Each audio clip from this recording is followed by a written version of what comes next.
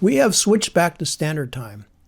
I prefer this. It should be noon when the sun is overhead, not 1 p.m.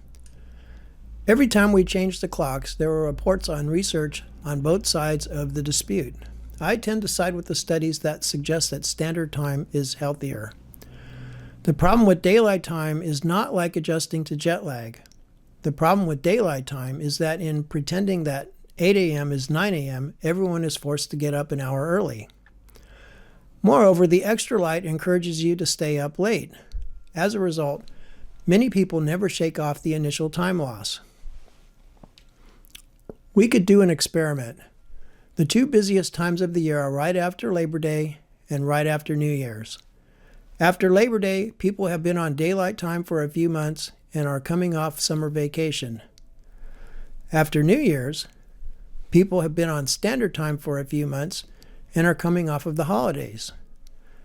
We could find a representative sample of people and test them cognitively and physically for function, efficiency, and agility. I don't have any ideas of how to conduct this test, but if we could figure something out, then we'd know, to some extent, whether or not human performance is better on standard time. Everything in politics is corrupt.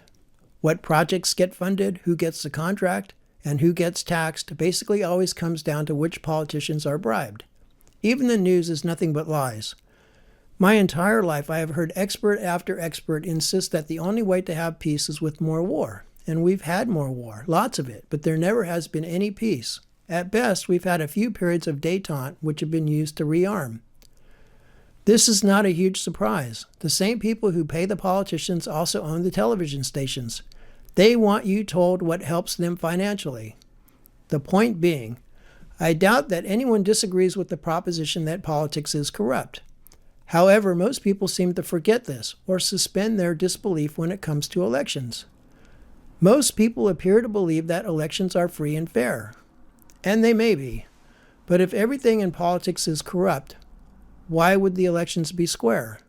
Doesn't the nature of the beast suggest that probably elections are also corrupt?